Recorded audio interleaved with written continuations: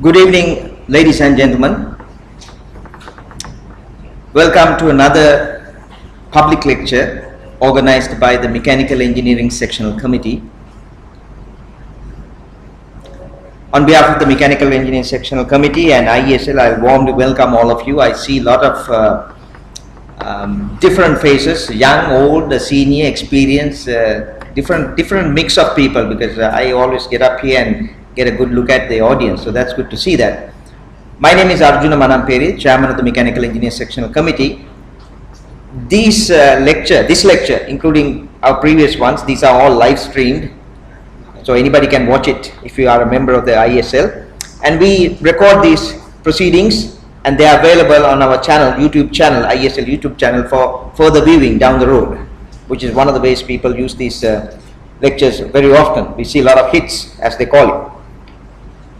It's been a pretty bad weather day. Suddenly there was a big thunder walking into this meeting or session. So I hope there will be more people coming in, because I already can tell you one thing. Looking at the stage here, the live people who are watching us on live stream cannot see that. I see a lot of gadgets, a lot of metal pieces, equipment, a lot of paraphernalia. It's all the way. It's almost 1/3 of the stage is covered with all kinds of tools and things like that.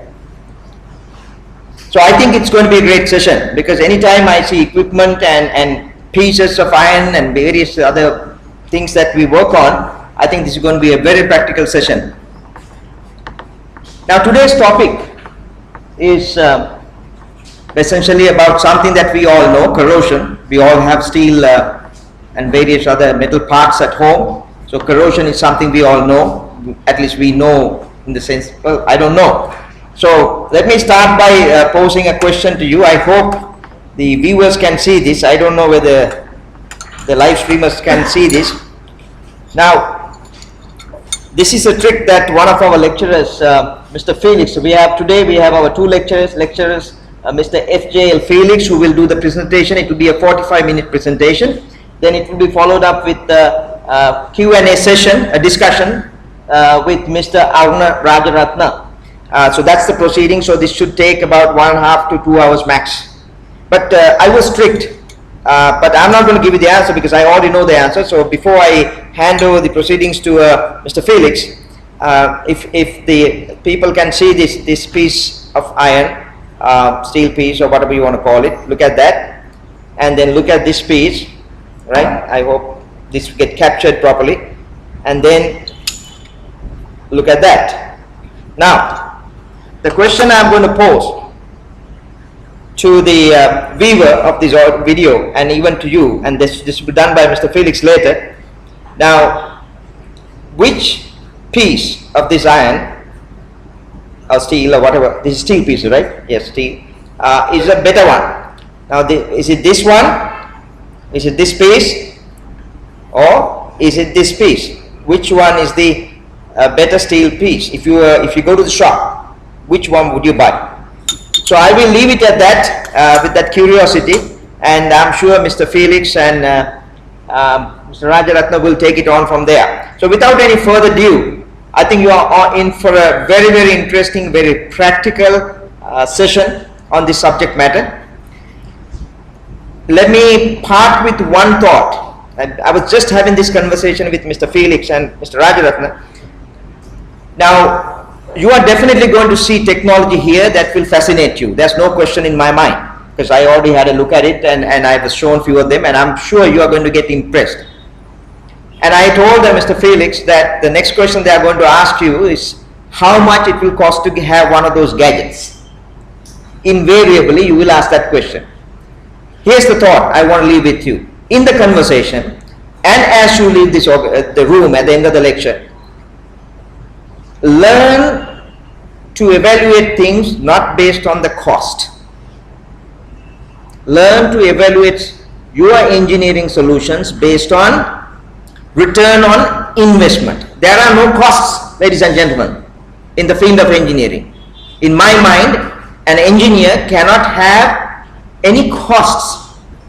It will be always investments, whether it's investment with so many zeros to the right hand side or not, engineers always invest.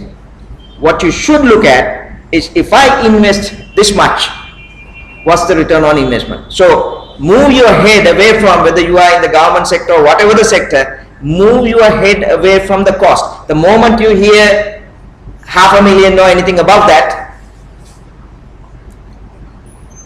don't collapse, because your solution that you are going to provide could be 100 million solution. So with that thought, I would invite Mr. Felix to come and deal with your lecture. Thank you very much. Thanks a lot. Enjoy.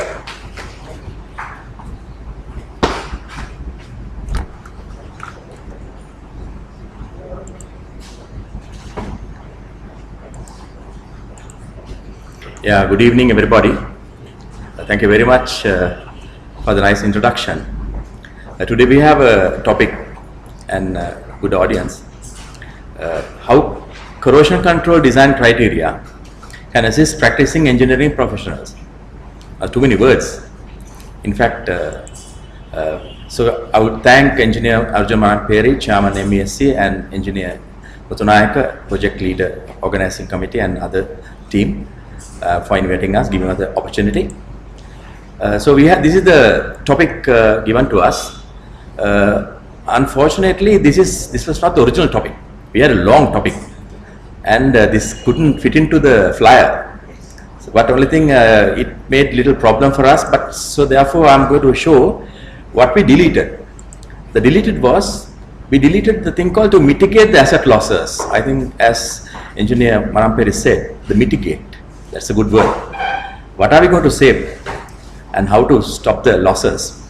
And I also see that in this LTL banners here, they're talking about a cost of corrosion. I think this is a very important thing, because we always think of the cost of doing something, but whatever how much we lose. Then the next thing was deleted was the established infrastructure asset protection. So the original topic I'm going to show you all this long, how corrosion control design criteria can assist to mitigate the asset losses and to establish infrastructure asset protection for the practicing professional engineer. Now this is the topic what we would like to talk to you. So first, the too many words and too many strong words. We thought we'll just have a dictionary on that, meanings. So mitigate. Now what is mitigate?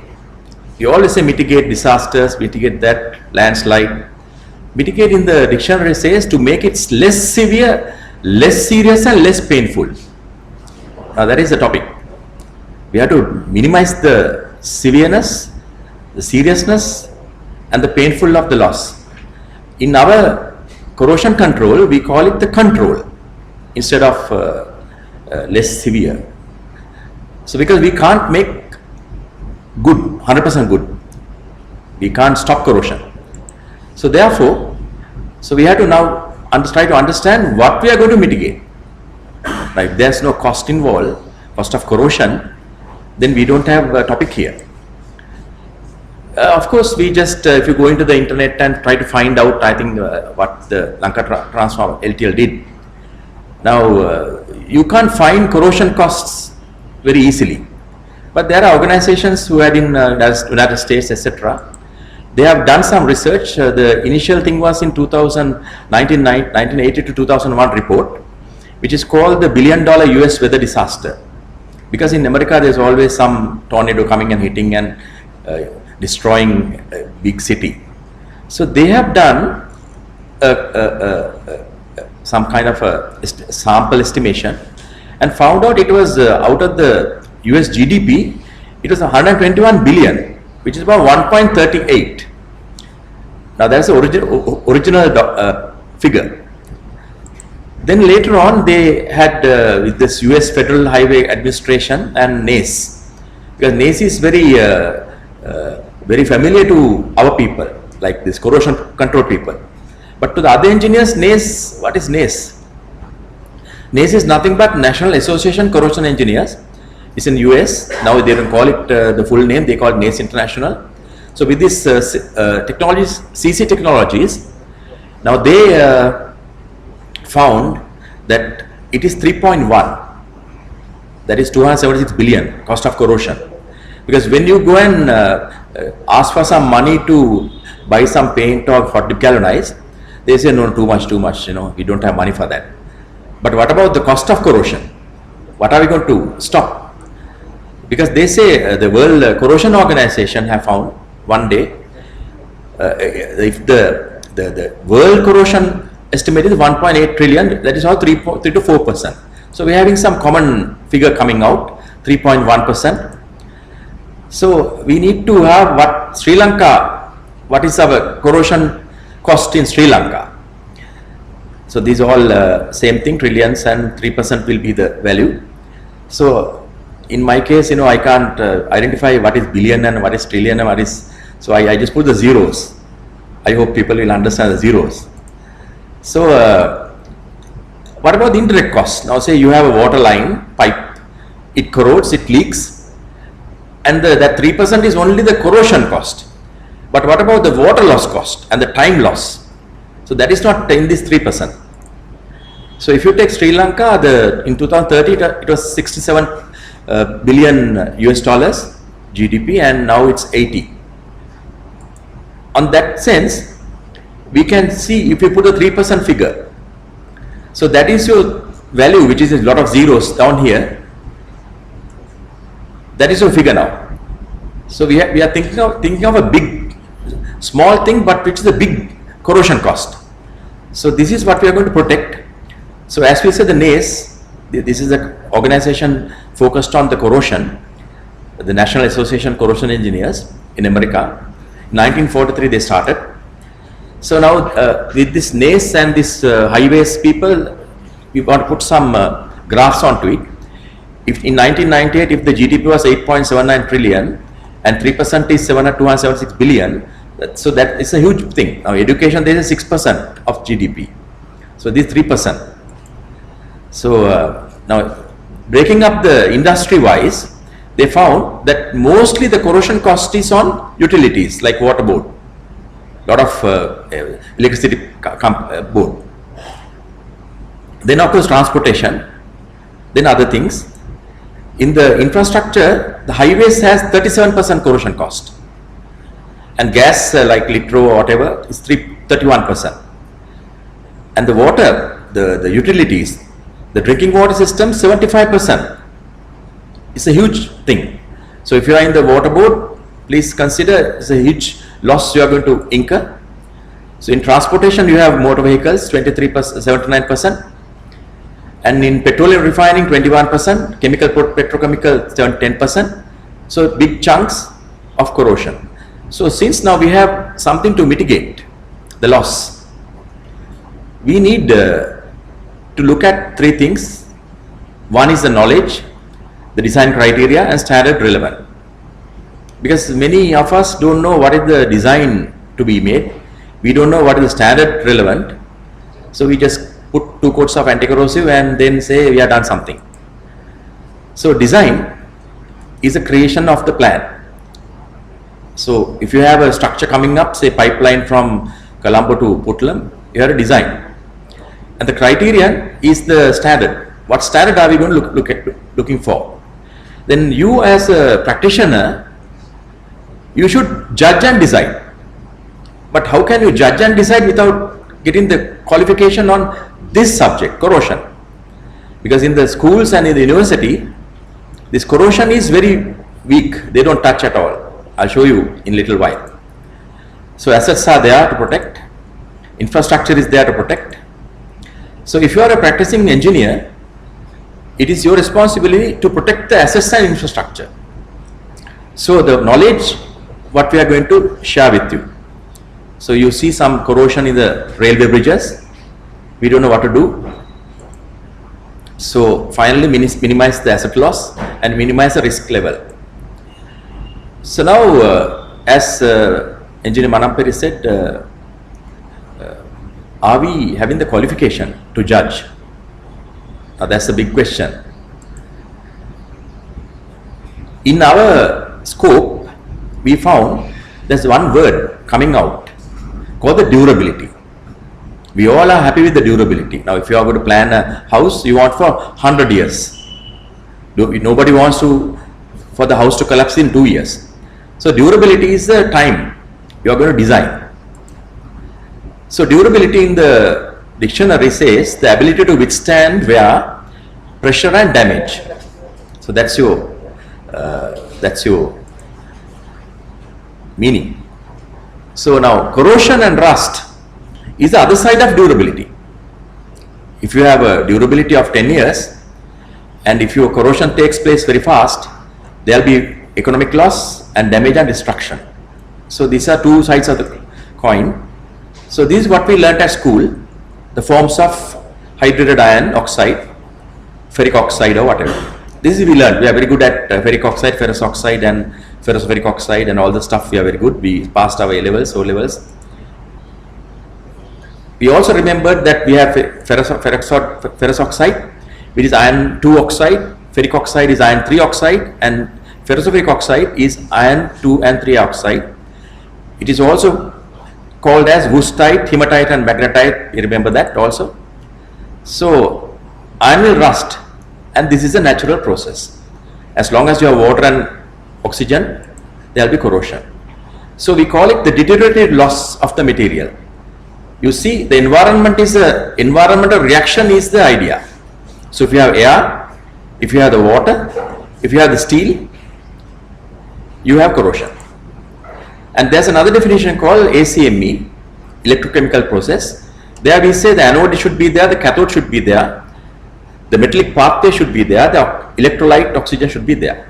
So there are so many definitions. Then there's another way of looking at it. When you are manufacturing the steel from the iron ore, you bring it to a higher energy, and the corrosion means getting the high energy to the low energy. So naturally the high energy will try to become low energy. So your job is to stop this energy coming down, to keep the steel going.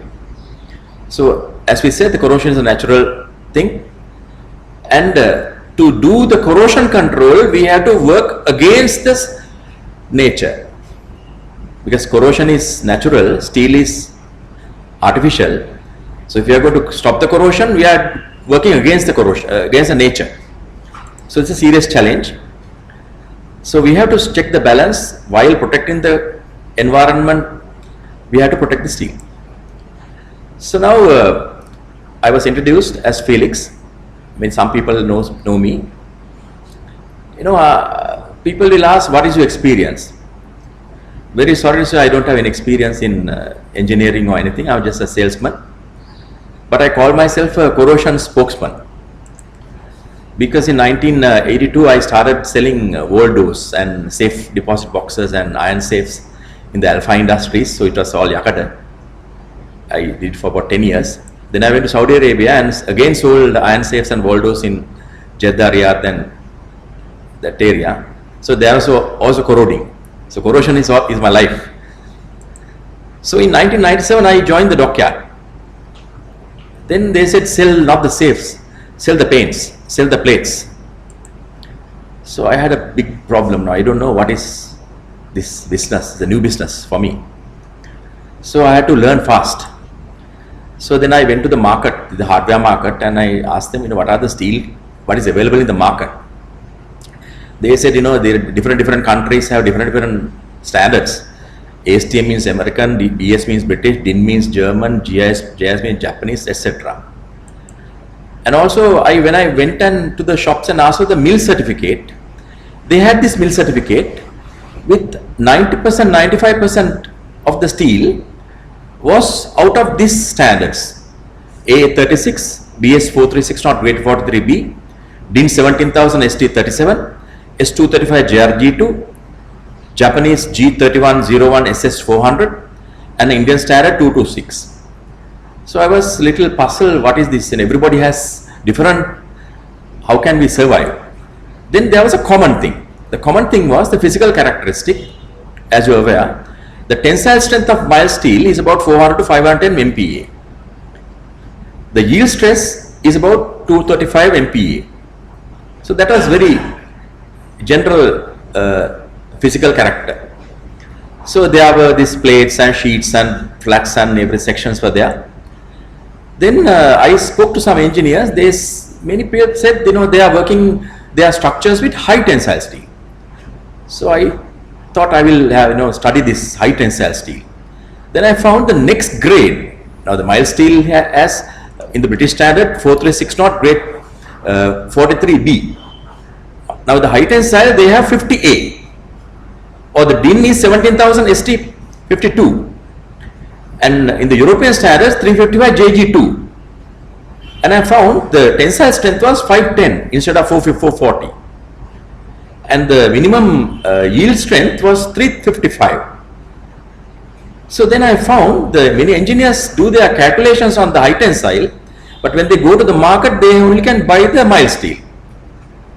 So I was puzzled, how these people are doing the calculations and doing the structures, because you can't find this S335, 355 JG2 in the market. Then also I found in the corrosion, the rust, the tensile strength and yield stress is 0. So that is nature. So that's why we want to somehow keep the steel in its steel position without getting it corroded. So then I walked into many architects and I found they say 2 coats of anti-corrosive. That's what they say. So another structural engineer will say, BS 4800, BS 5252. So we are all happy, some standard is appearing. But when I went in detail, I found that what was these numbers, nothing to do with corrosion. The 4618 was a pigmented coating in liquid and paste form, the paint manufacturing. And the BS 4800 is nothing but the colors. So then I was put into the focus that instead of these things, we have to look for quality assurance. Now the quality assurance, we were selling marine paint for the ships. So without knowing the project requirement, without knowing the exposure condition, without knowing the applications of the skill of the people safety, and without knowing the paint system, and without knowing the surface preparation, and without having an economics budget, we can't do anything, because we are just wasting our time. So I went into the dockyard, and I saw this dry docks. I saw the ships being sandblasted, painted. So I didn't understand what they were doing. They call themselves hull treatment engineers. So then I asked one of the engineers, can you tell me, what you are doing? He said, okay, Felix, sit down. The ship has about 4 sections. The hull is the underwater area. Ship side is there, the ship deck is there, superstructure is there. So now generally when a ship comes, what we do is we think of the underwater area, hull. Hull area we give it 350 microns. So I asked him, what is 350 microns? I don't know micron, I can't remember now. Then I was put to this thing, it is 1 millimeter equals 1000 microns. So which means the ship hull has about 1/4 of a millimeter. Mind you, just 1 millimeter is small. So 350 microns is very small. But that is what they are going to put on the ship's hull.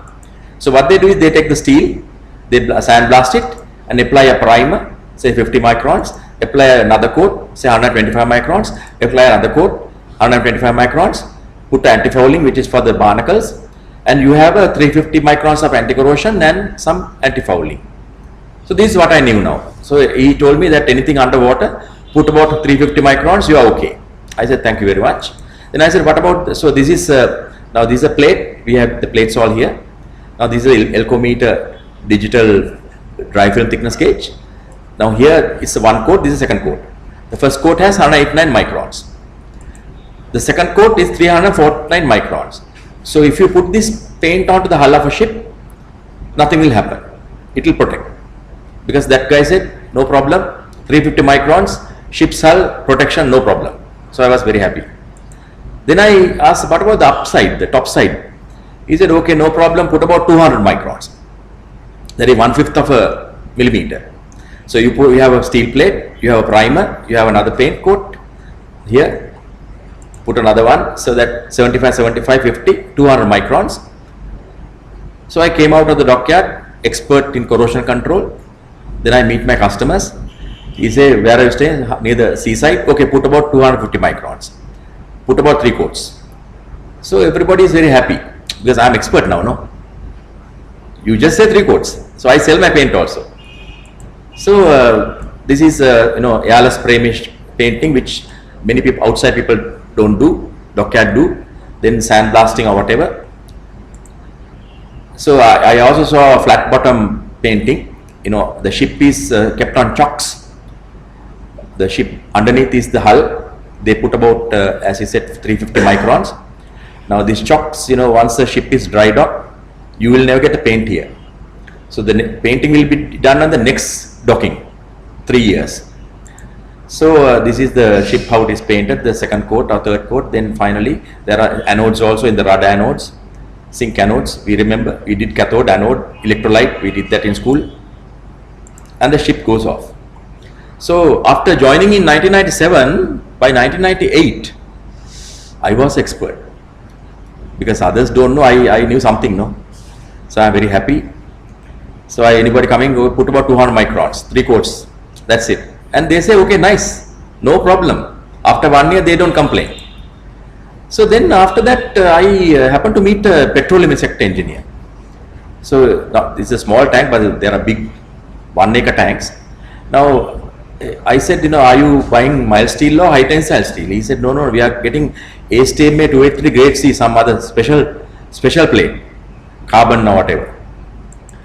Then I said, put about 250 for the rooftop. He said, he brought me this photograph, all corroded. The rooftop is applied with 250 microns. Now the ship is surviving, the roof is corroding. Then I knew something was wrong. 225 microns, ship is okay. The petroleum tank top corrodes. Even it like papadang, can you see those all patru, all corroded. Then I met some Mahavel engineer. It was, I think, Randanigala or whatever. So he came to office, he said, I need some paint for the Randanigala, 15,000 square meters. I said, no problem, put 350 microns underwater. No problem, no. Ship is putting, we'll put 350. He said, no, I need 500. I said, are you mad, sir? No, ships we are putting 350. Why you want to put 500? You're spending too much? He said, no, I want 500. So I was wondering, what is this man talking? Ships are having 350, okay. But Mahavali dams, underwater areas, they need 500.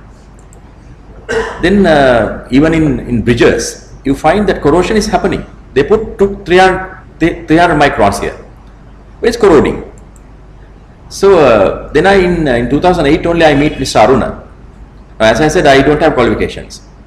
Mr. Aruna, who joined in 1985, he has a thing called Qualified Coating Inspector. Now many people don't have this unless you have NACE. Because without this, you can't judge, you can't decide. Only this guy can sign your documents on the corrosion. So then he gave me some information. He said, not only selling paint and 350 microns, 250 microns, you have to have a good quality coating system. You have to have good application, because you find this, our Basunnas are all orthodox guys. They come and paint and they say we have 10 years experience, 15 years experience, but they don't know what they are doing. They don't have skill. Good knowledge, working knowledge they don't have. So then only my good friend gave me a document. That document is called the ISO 12944, which is on your docket. Now, not all the pages, some pages are there. It's a big book, but this what we are given you is only 5 pages, relevant for today's presentation. Also, there's a NORSOC M501. There are other 9223. There are so many other standards. So the summary, what is in your document, will tell you ISO 12944 is a new international standard, European standard, given positive votes and fully published in 1998. Now remember, I met that Mahavali person in 1998. Now maybe he has read this document before. I read in 2008. I got 10 years late for this. Now in this, there are 8 paragraphs. You can even purchase this, or we can give you a copy of that. So there are 8 paragraphs called the general introduction. The durability word is coming in that. Durability. That's a nice word. Because we have to first think of the durability, how much we are going to protect. 10 years, 15 years, 2 years, 6 years. Then classifications of environments. What are the environments we are facing? Our steel is going to expose. Then design criteria. Then types of surface preparation, sandblasting, chemical cleaning, power tool cleaning, wire brushing, whatever. Then laboratory testing. We showed you that alcometer, you can test the thickness, for example. There are so many other tests. Then para 6 is the paint system, I missed that. And para 7 is the guideline for application reference areas, both workshop and site. Para 8 is development of specifications. So if you come to me, I'll be giving you the part 8. But for me to do the part 8, I have to sit with you on all 7 paragraphs and then come to part 8. Don't expect anything from me without going through because now we are in we have to mitigate the loss. So we have to have specification, we have to have standards, we have to be educated, we have to be knowledgeable. So we have to go through the 6 paragraphs, only we can come to the spec. So the part 1, as we said, is general introduction. There are 3 salient ranges: 2 to 5 years, 5 to 15 years, above 15 years. Now 2 to 5 years is called the low or short durability. 5 to 15 years is the medium to middle durability.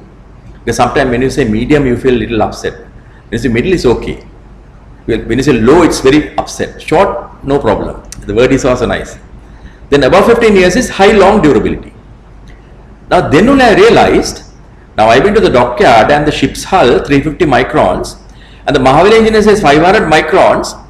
Then only I realized the ship always redock within 2 to 5 years. Whereas the Mahavali Randanigal was constructed in 1982, their first maintenance repair painting was done in 2002. I met in 1998. They bought the paints in 2002 by the SCC, State Engineering Corporation. So now, when we say in the dockyard the ships are having 350 microns of the hull, that is also we are right, because we have worked on a durability of 2 to 5 years. But when you say the Mahavali engineer wants 500 microns, he is also right, because his durability is 15 years above. So this is the most important thing. Now if you take the galvanizing, in various nice environments, I think with 80 microns of zinc, you can go up to about 50 years, you can go. So we have to now see where we are standing. So how to check the durability is another issue which we are not capable sometimes, because other countries have carbon arc testing and cyclic corrosion testing and salt spray testing, etc. So we have to, we can't do much about it, because salt spray testing also, it's available in Sri Lanka, maybe ITI. So the paper document what we have, the first page, last paragraph will tell you the durability is not a guarantee time. Now I am not telling, this is what the ISO is telling. Durability is 15 years doesn't mean 15 years guarantee time. And no simple relationship. The durability is a word help owner designing engineer of the structure to estimate the sensible maintenance time. Now the Randanigal was built in 1982. It was repainted in 2002. So the next maintenance was after 20 years. So they are working with the ISO, this durability idea. And guarantee is generally techno-commercial. You have a say 2 years guarantee for you to pay you retention to the contractor. So guarantee is something else, durability is something else. So then we come to the corrosion protection, the second paragraph, which is also in your docket. Now this is a nice chart. From today, you have to go by this chart. If you are going to mitigate the losses in corrosion cost and do a good specification, you have to go by this, because this is not dockyard or Felix or nothing. This is ISO 12944 approved in 1998, which you can use without any fear on even to managements. So what the chart says, there are 8 environment conditions called C1, C2, C3, C4, C5. The next 3 is after this page. Now C1 means heated buildings inside the building. Now I am sitting in a place in a C1 environment, heated building or AC building. So if you ask me where I feel standing, Felix, I am standing on C1. And C2 is if the structure is in rural areas, Anuradhapura, Polonnaruwa, you can call it the C2. But if you are in an urban area, Kegowal city, metro, you can call it C3. So if you are building a structure in Kegowal city or Colombo city, you have to think it's C3. And C4 means you are in the Avisaville industrial area or about 2 kilometers away from sea coast, coastal area, but not in the sea beach. And C5 is divided into two sections, C5I and C5M. Now C5I is nothing but industrially polluted. If you go to Sabgaskan, the refinery, you see the smoke coming out, sulfur is burning, sulfur dioxide is happening, sulfuric acid is creation. You go to the rain, you get acidic rain. So you say polluted areas, acid rain. Acid rain means you are raining sulfuric acid. So the iron structure what is under the Sabgaskan area, C5I, you are getting a corrosion called ferrous sulfate now. The most dangerous corrosion in this sector. And in the C5M, which is the seaside, sea coast, you get ferrous chloride. Now ferrous sulfate and ferrous chloride are water soluble corrosions. Water soluble corrosion. Because we know if you have an anode, you have a cathode. If you have electrolyte, your anode will sacrifice. We will show you the anode and the cathode in a little while. So what happens is, in the C5I and C5M, you have a natural electrolyte. Natural electrolyte. That is why they put C5 as the most corrosive. And this document has a very nice thing. Now if somebody asks you, okay, you take a 25 millimeter plate of 1 meter by 1 meter, put it into the sea beach, keep it for 1 year, and after 1 year, what is the loss of steel? Nobody knows. Nobody is worried. But ISO has done that. If you look at this C5M last one, per year, your corrosion rate is 650 to 1500 grams per square meter. So if you are doing your calculations, if you don't paint correctly, your loss is going to be this much. Now we know the cost of corrosion is 3% of the GDP. Now we know the cost of the loss of metallic specimen is also stated in this document. So you can use this for the management to get budgets approved, because now we have values and figures. We have values and figures now. We know the deterioration of steel and also the cost of corrosion.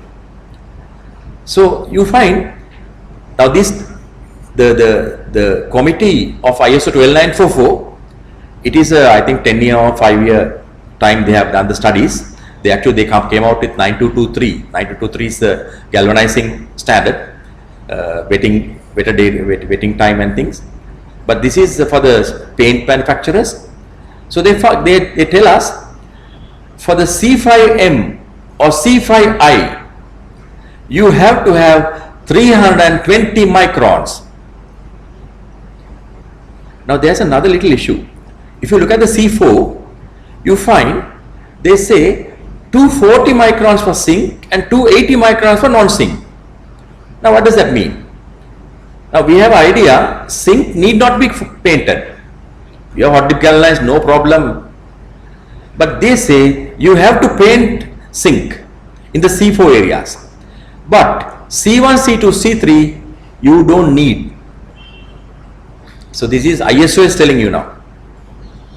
You have to paint hot dip galvanized in C4 to C5 areas. Now this is the another which you don't have in your docket. The low carbon steel, the zinc loss. I'm not going to go in deep to that.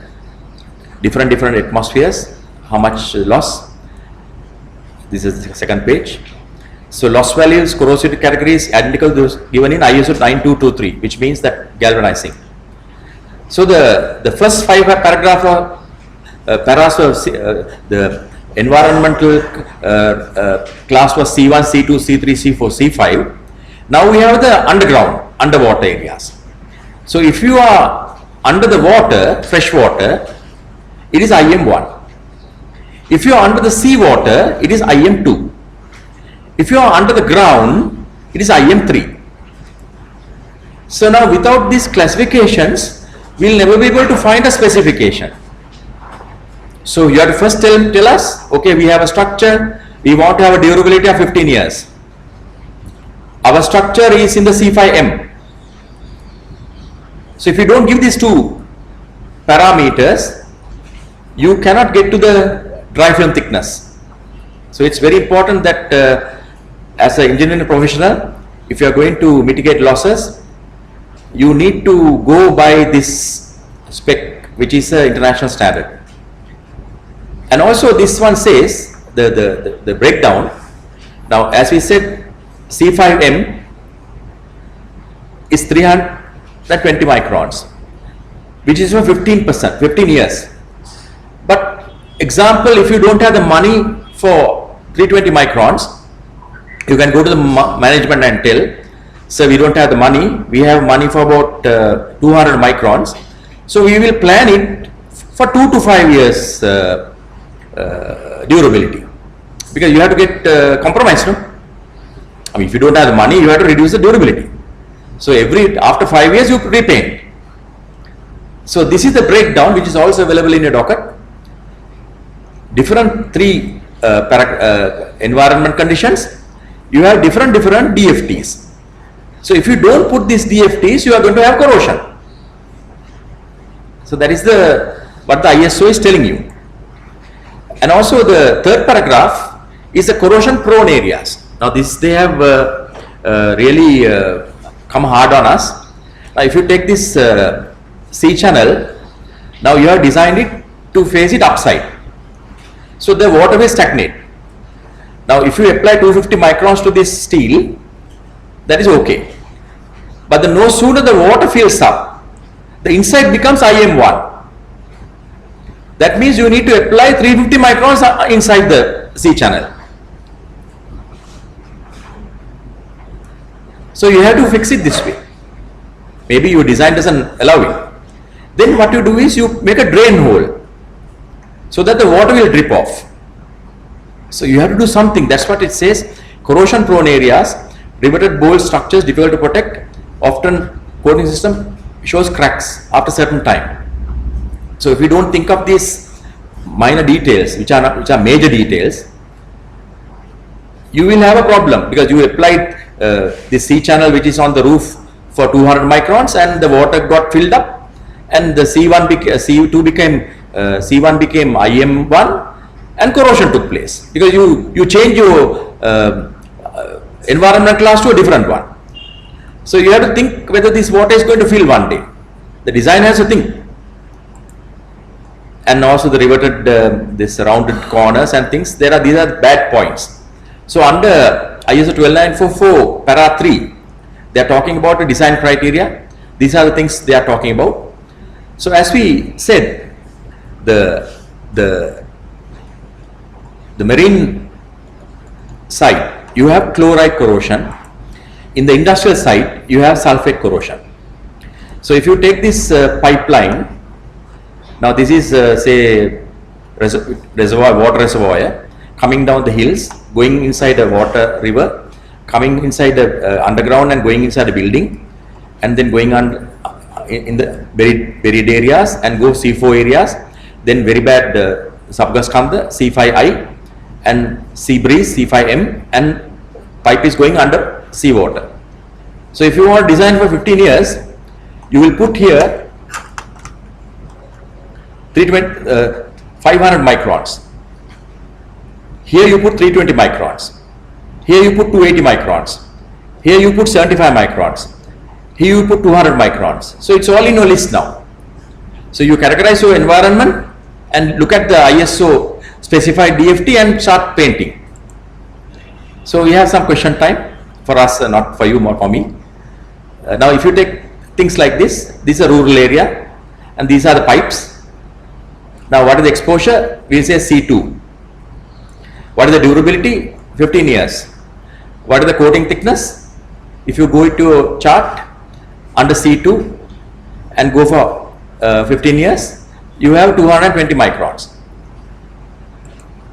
Now if you take this pipe, especially waterboard, you have pipes with foundation on a trench under the water. Some pipes go underwater, some pipes are buoyancy and pipe buried, then water, and then below foundation. So if you put the thicknesses, you find underwater and underground you have to go for 500 microns, but this one you can go for 200 microns. But if the pipe is near the seaside, you go 320 microns. So your environment class and the DFT now matters. Now if you take this one, same thing, this side is seawater, this side is fresh water, IM1, IM2. So you have a same thickness will be applicable. Now if you take the pipe, now many people think pipe is pipe, no. Before burying it, it is under C3. But after burying, it's IM1. So now the pipe is painted because pipe is going to be outside before the installation. So you apply to 200 microns. Then you can put it under this happens in the petroleum tanks. Petroleum tanks, they apply only 150 microns or 200 microns. Then you put it under the ground and bury it, and sometimes the soil will get into that. So your environment class will now change to IM1, IM3.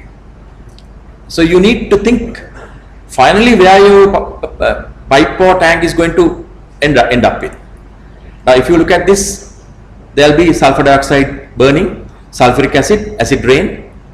These pipes are C5I. But before the construction of this installation, it was a rural area, C2. So somebody put 200 microns because those days the environment was different. But after this commissioning of this refinery or whatever, you are changing your exposure, so you have to think of the final exposure. So similar thing here also. Now here underwater. So this is underwater seawater, IM2. You have to have minimum 500 microns. Now if you look at this from Myanmar to Thailand, there are pipes. Here the seaside. So you have pipeline with different thicknesses. Because this is thousands of kilometers. Now see this picture. Actually this one of the pictures. You know, Southern Highway. Now they had this underpass. So what they did was they brought in hot dip galvanized like arch type of a sheet with this corrugated type.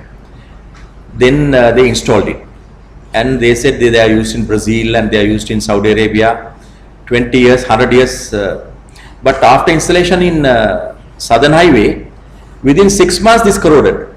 And remember, the one child died because they are trying to remove that after that. Because in Sri Lanka, the Southern Highway is coming under C4, whereas in Brazil, they were designed it for the C2. So it's very important that the hot dip galvanizing you have to overcoat that. So next is that now we all are talking, but you know, how do we get qualified?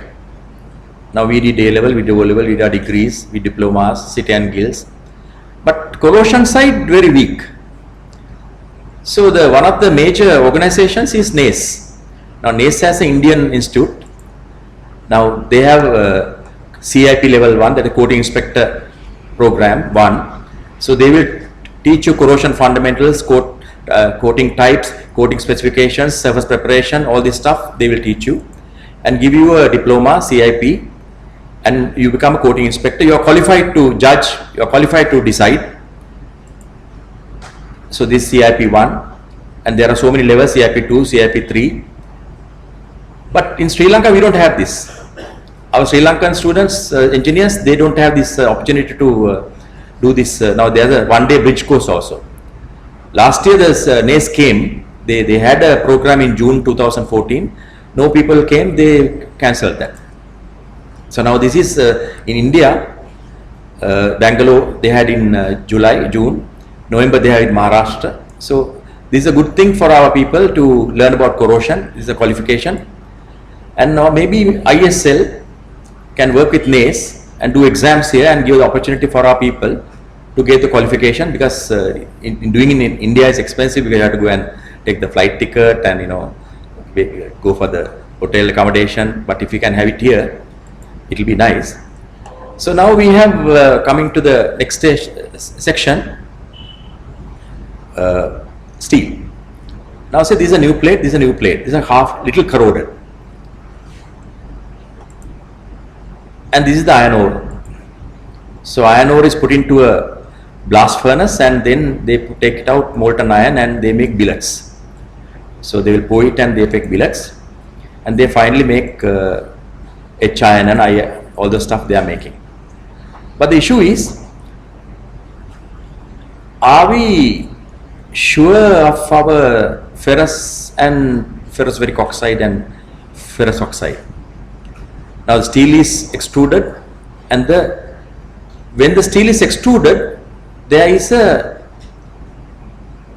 coating. They call, everybody says coating. They have put a coating on it. Actually, this is not a coating. This is a corrosion, as engineer Manapari said. Now this one is a corroded plate. Now this one is a good plate. But when we remember what is ferrous, is silver color. So if you ask anybody which one has more corrosion, generally you say this is more corroded. But actually this is also 100% corroded, because your steel is silver color. So you can't apply paint on the corrosion. This is all corrosion. So when customers come to us, they say, we don't want to go to Lanka LTL because it's money. We say always go to them and hot dip galvanize and come here. Because when they give the hot dip galvanizing, without your knowledge, they are giving chemical cleaning. The caustic cleaning, the water rinsing, the acid pickling, the water rinsing, then the fluxing. Now that one they are not talking, they are marketing that cleaning. Actually they are giving free cleaning. So we think they are only putting zinc on the mill scale. Actually first they remove this mill scale. Am I right, sir? They remove the mill scale. Now you are paying for that also. So we always tell paint is good. If you can't sandblast, when you sandblast also this blue color will go off. I'll show you a video. So it's very important that so this is how when the steel is manufactured, the steel is hot rolled at 1200 degrees centigrade and then cools off with water splashing. Then at 700 degrees centigrade, there is a corrosion setting up. What happens at 700 degrees centigrade is that your 85% of the corrosion is ferrous oxide and iron grains. 14% of the corrosion is Fe3O4 ferrous-ferric oxide. 1% of the corrosion is ferric oxide, very thin layer. But when the temperature becomes 500 degrees centigrade, the ferrous oxide and ferric oxide will make ferrous-ferric oxide. So at the steel manufacturing, this is not the mill, the coating, this is the mill corrosion. This blue color is nothing but corrosion. So this is the one of the major mistakes what people do. Now when we want to make a grill gate to our homes, what we do is we go and buy the brand new plate. Actually that is the mistake. You take the brand new plate and put anti-corrosive, which means you are putting paint on the corrosion, because your steel is silver. The steel is silver. You have to apply the paint on silver. So in the dockyard what we do is we sandblast and bring the silver out. In the hot dip galvanizing they do chemical cleaning and bring the silver out. So that's the cost of corrosion. If you don't do that, there will be corrosions. So now if you look at this plate, people will tell you, okay, this bought 40% corroded. Actually, this is the blue color is the mill scale. The brown color is the ferrous oxide. Later on, what corroded. So this is 100% corroded, this plate. So now what we did was we took that alcometer and put it on the mill scale to measure the mill scale. We found in this plate, it has about 16 microns of corrosion. And they call it mill scale. Scale means koropatu, difficult to remove. That's what it means. So now see, this machine will measure the ferrous. Now if you put on the hot dip galvanizing, it will measure the hot dip galvanizing, 80 microns. So this will measure the mill scale, which is 16 microns. So you have to remove that 16 microns before applying a paint. Now this is C purlin. Now you all say C purlins are very good. Just go and measure 29 microns. 29 microns. Now hot dip galvanizing at LTL is 80 microns, right sir? So this is 29 microns. So protection is very less. So the mill scale, we call it that the new corrosion. As the time goes on, it get corroded, more corroded. Now not corroded, not more corroded. The the mill scale will polish off. So in the dockyard, we have a classification because this is steel, silver color. This is steel, and this all are corrosion. So we don't know what. So what we do is the blue colored steel, rust. We call it the A grade rust. The A grade rust. And what in the dockyard what we do is we take the A grade rust and put it to the outside and put water and let it corrode. Then it becomes like this, it corrodes. Now this is A grade rust. When you put it outside weathering, it becomes B grade rust. And if you keep some more time in the environment, it becomes C grade rust. Now that is why when you go to Lanka transformer, they need 1 week weathering. Am I right, sir? You want in a hurry.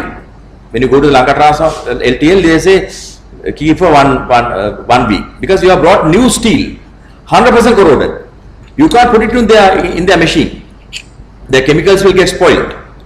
So what you do is you put it out and they weather it, and then wire brush and remove the mill scale. Then the cleaning, the spoiling of the chemical is less. In our case, when we steel paste we get in dockyard, we put out. If you sandblast the A grade rust, and if you sandblast the B grade rust, the tonnage of sand is less.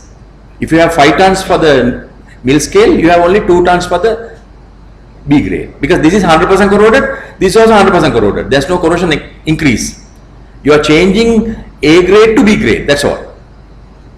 Because people are scared to put it out because they think more corrosion. What more corrosion? Already corroded. So this is 100% corroded, this is 100% corroded, this is also 100% corroded. But sometimes you get pits like this. Now that's a bad one. So that is called the D grade. So we have 4 classifications in rust grades: A grade rust, B grade rust, C grade rust and D grade rust. So whenever you have a steel, you have to clean and paint. If you have A grade rust, put it to the weathering and make it B to C and then remove it. So this is the way how to do it: A grade rust to B grade rust.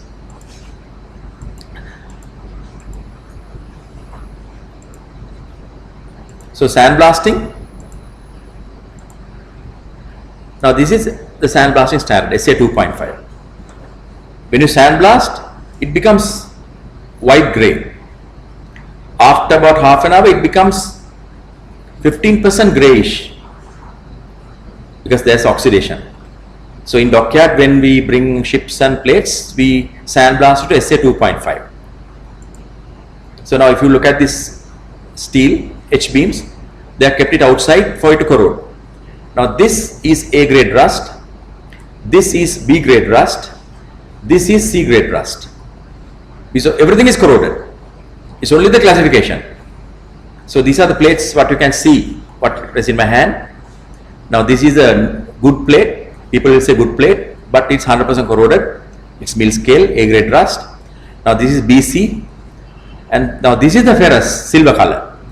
So you have to bring out the silver color out before application of hot dip galvanizing.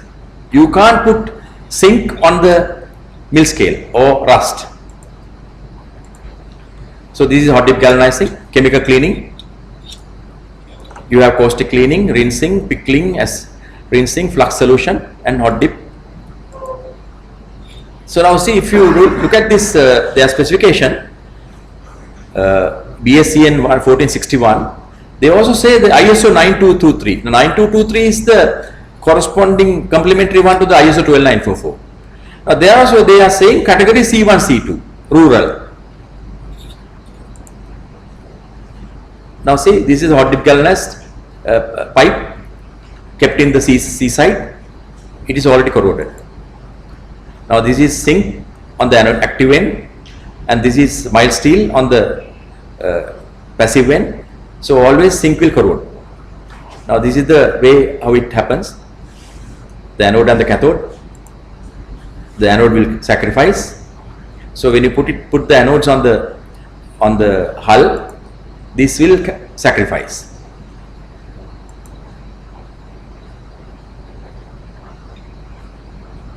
The mill scale, you polish it and paint it, and corrosion sets in underneath. So finally, so we have to have some goals. We have to raise public awareness of corrosion and corrosion mitigation, to identify best practices in corrosion management, to facilitate provisions of corrosion expertise government industries, because many people don't know this 3% cost of corrosion, to normalize the corrosion related standards worldwide, like the ISO 12944. You should go to all the engineering departments so that they can use this for the designing and corrosion control.